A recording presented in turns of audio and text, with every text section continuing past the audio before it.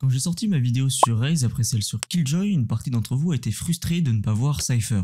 Aujourd'hui, vous allez être content car oui, on va enfin en apprendre plus sur l'espion marocain. Salut, c'est Kaouza et aujourd'hui on se retrouve pour une nouvelle vidéo où on va traiter de Cypher, l'agent qui se veut être le plus mystérieux du protocole Valorant. Beaucoup d'entre vous aimeraient voir Chamber, Reyna, Yoru ou encore Fade, mais malheureusement je ne peux pas tous les faire d'un coup. Votre agent arrivera, je vous le promets, mais vous vous en doutez, quand j'ai commencé cette série, je n'étais pas préparé à l'engouement qu'elle allait prendre. Aujourd'hui, ou du moins à l'époque où j'étais un peu plus actif, cette série tapait en moyenne près de 4000 vues en 24 heures, ce qui est tout bonnement énorme. Malheureusement, vous comprenez bien que sur 4000 personnes, tout le monde ne peut pas vouloir la même chose. C'est pourquoi, exceptionnellement, pour le prochain agent, vous allez choisir. Je vais sur mon compte Instagram proposer un sondage parmi les agents les plus demandés en commentaire, donc cliquez sur le lien en première ligne de description pour aller me suivre là-bas. D'ici peu de temps, 2 nouveaux concepts que je prépare en amont des vidéos habituelles devraient voir le jour sur la chaîne, donc restez à l'affût, c'est des petites exclus mondiales. Je suis actuellement en train de revoir mon orga pour pouvoir jongler entre les cours YouTube et mes autres projets afin d'être plus productif, donc le rythme de vidéo devrait un peu s'accélérer. Enfin, le tournoi annoncé dans la dernière vidéo est en stand-by pour l'instant, le temps de recruter du staff et de revoir son organisation suite à plusieurs départs dans mon équipe de modération. Bref, sortez les mouchoirs parce qu'aujourd'hui on parle de Cypher, agent numéro 5 du protocole Valorant.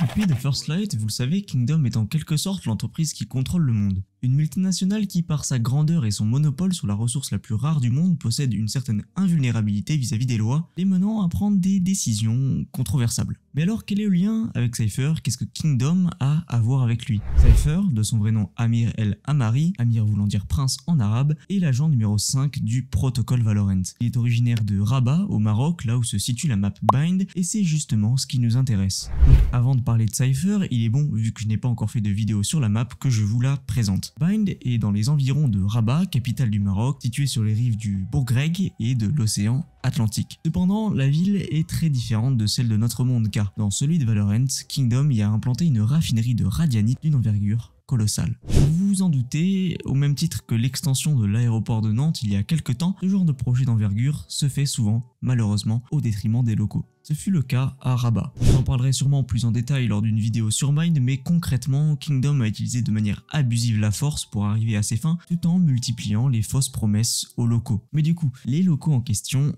vous l'avez sûrement deviné, ont un lien avec Cypher. Dans le dossier du blackmailer, aka Fade, on retrouve la mention d'une certaine Nora, sûrement la femme de Cypher, ainsi que d'un petit, probablement son fils. Cependant, au vu des mots employés par Fade, on suppose que Cypher n'a plus de contact avec sa famille, voire qu'elle est morte. Comme d'habitude, et encore plus dans le cas de Cypher, on n'a pas spécialement de concret vis-à-vis de cette histoire, mais on suppose que cela a un rapport avec la dite présence de Kingdom sur les lieux.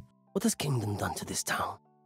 However pretty their lies are, they're just sucking my city dry. La mort présumée de la famille de Cypher est appuyée par un échange avec Sage qu'il a parfois en jeu. So, Sage, you can bring people back from the dead?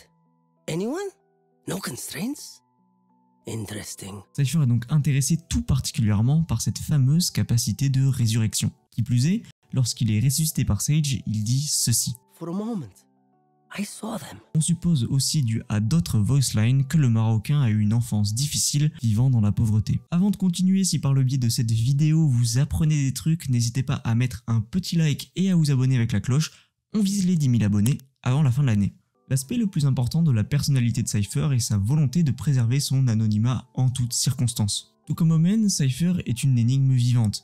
Il a bien fait attention à ce que les secrets de son passé soient tous méticuleusement cachés. Cypher insiste lourdement sur la nécessité de protéger ses propres secrets et hésite à révéler toute information personnelle. Il s'abstient même de montrer son propre visage au reste du protocole alors même qu'il les considère comme ses collègues et frères d'armes. Récemment, on a vu Cypher arriver dans le camp de tir, la zone d'entraînement du protocole où se trouve son bureau. Contrairement à Brimstone, Cypher n'affiche pas de souvenirs ou de photos personnelles privilégiant la fonction à l'apparence. L'ordinateur de ce dernier est également présent sur place, ce qui nous permet d'écouter ce sur quoi il travaille à certains moments. On suppose donc que le réseau de Cypher s'étend bien au-delà de ce qui nous est possible de voir in-game. Cypher est présent dans le monde entier et est clairement capable d'assurer seul la surveillance de bien plus qu'une simple map. Le bureau de Cypher est considéré donc par extension comme une représentation de ce vaste réseau, servant de station d'écoute, lui permettant, et par extension à nous aussi, de garder un œil sur tout ce qui se passe dans le monde depuis le confort d'une seule pièce. Pour en savoir plus, je vous invite à aller voir mes 2 dernières vidéos sur la cavale d'Arbor que je vous mets en description et en petite fiche en haut à droite. Cypher n'a d'ailleurs pas de mauvaise relation avec quiconque, mais il a une vision très négative de Kingdom comme on pouvait s'en douter, car il considère au même titre que Raze, pour plus d'informations allez voir ma vidéo sur l'agent, qu'ils détruisent les cultures des lieux qu'ils envahissent. Voilà, maintenant passons aux relations notables de Cypher avec ses collègues. Commençons cette partie en abordant la relation qu'entretient Cypher avec son homologue Omega. Cypher est très curieux de savoir d'où il vient et se demande qui il est. Viper a confiance en la capacité de Cypher à recueillir des informations car elle lui demande souvent de lui donner la position, les peurs ou même les rêves de leurs ennemis. Cypher, you collect information. Tell me, what are their dreams? What do they fear? Tell me where they are, Cypher. I'll take care of the rest. De son côté, Cypher se montre un poil impoli envers celle-ci. You know, Viper, the name Sabine really fits you. Viper, whose birthday is March 20th? I found it when, Okay. I have everyone's passwords. Mais il est conscient de la fureur qu'il habite et remarque que son poison n'est pas seulement physique mais aussi psychologique. Their Viper's poison is not just physical, it's psychological as well.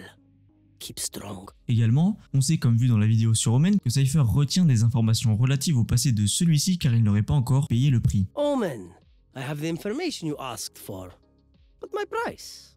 My price hasn't been paid yet. Pour plus d'informations, je vous invite à aller voir ma vidéo sur Omen disponible en description et en petite fiche en haut à droite. Cypher et Killjoy sont en bons termes. Killjoy aime taquiner le Marocain en lui faisant remarquer qu'elle n'avait pas réalisé qu'il y avait 2 génies dans l'équipe et que ses gadgets lui rappellent son travail de la maternelle. Cypher, your homemade gadgets are so cute.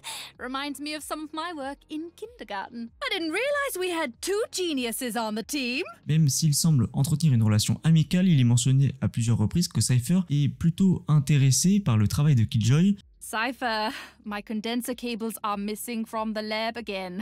Put them back, please. Thank you. Cypher pense que l'innocence de Killjoy doit être protégée et c'est pour cette raison qu'il a refusé de lui faire découvrir le Dark Web. Cypher, can you show me around the dark web one of these days? Oh dear, no, sweetheart. We must protect you. Cypher n'a rien contre Sova, il l'appelle même mon ami mesuré, oui la traduction est un peu douteuse. Ah, Sova, my measured friend, that was amazing. Puis le complimente sur ses compétences. Between you and me, Sova, there's nowhere they can hide. How fun. Cependant, l'affection n'est pas du tout mutuelle. Le russe désapprouve totalement le comportement de Cypher. On le sait via Reddit où des membres de l'équipe de Riot se sont exprimés à ce sujet. L'honnêteté et la franchise sont 2 choses importantes pour Sova, mais Cypher a de nombreux secrets qu'il cache à ses collègues agents. Cela rend la confiance difficile. Comme abordé précédemment, Cypher s'intéresse de près à la capacité de Sage à faire revivre les gens. Sage de son côté reconnaît les compétences de Cypher. Enfin, on sait que Cypher est impressionné par la capacité de collecte d'informations de Fade et a été l'une des premières personnes à suggérer de la recruter. Fade est également l'une des seules personnes à n'avoir jamais demandé à avoir le visage de Cypher. Le lore de Cypher est donc à l'image du personnage encore très mystérieux. Que ce soit son visage ou son passé avec Kingdom, il y a encore plein de questions qui restent gravées dans mon esprit et j'ai hâte d'avoir des réponses. Comme dit en intro, j'ai un peu de mal à prendre du temps pour produire du contenu sur mes différents réseaux, donc si vous êtes intéressé par l'idée de m'aider, bénévolement malheureusement, n'hésitez pas à me partager vos compétences en MP sur Twitter ou Instagram pour qu'on puisse taffer ensemble. J'aimerais vraiment pouvoir continuer à me développer sur YouTube, mais comprenez bien qu'une vidéo me prend environ entre 20 et 30 heures de taf et que par conséquent avec les cours et mes autres projets perso, ça commence à être vraiment chaud. Bref, abonnez-vous avec la cloche et likez la vidéo, c'était Causa, à bientôt sur cette chaîne YouTube.